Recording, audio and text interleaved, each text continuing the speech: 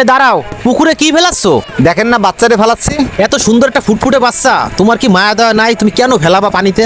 চারটে মায়ের পরে ভাবলাম একটা ছেলে হবে, তাও দেই মাইয়ে। এমনিতে নেই কাজ কাম, তার মধ্যে আবার 4টা মেয়ে আছে। আমি তাকেই চালাইতে পারি না, এরে আমি কিভাবে চালাবো? আমার সংসার এমনি চালাইতে পারতেছি না, এই জন্য এই বাচ্চা ফেলাই দিচ্ছি। না ভাই, ফেলাইন না। এত সুন্দর ফুটফুটে একটা বাচ্চা, ওর থেকে আপনি আমার দিয়ে দেন। ওরে পাইলে পুষে শিক্ষিত বানায় বিয়ে শাদী দিয়ে দিবানি। দিতে পারি এক সপ্তাহে। এই মায়ের অধিকার নিয়ে আমার ধারে আসতে পারবো না, ঠিক আছে? ঠিক আছে, আসবো না। তোরে পুতুলের মতো করে সাজিয়ে হৃদয়ের কঠোরে রাখবো, আর হৃদয়ের চোখ মেলে তাকি। শোল ভাই, এত খুশি মনে কই যাচ্ছ? আরে শোল ভাই, এত সুন্দর ফুটফুটে বাচ্চা কই পাইছো? আরে বইলে না, এক পাষণ্ড পিতা ওরে ফেলাই দিতে যাচ্ছিল।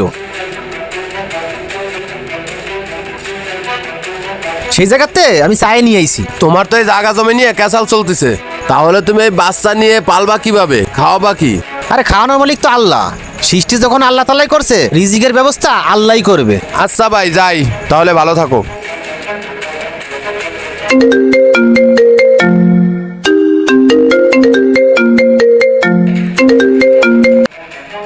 হ্যালো। হ্যালো সোহেল ভাই, আপনার জায়গা জমি নিয়ে যে কেসটা ছিল না, 50 লাখ টাকা যে জমিটা, ওই জমিটার কেবলমাত্র আপনি রায় পাইছেন। কি সত্যি ভাই? সত্যি? এই 50 লাখ টাকার জমি এখন আপনার নামে, এই জমির মালিক এখন আপনি।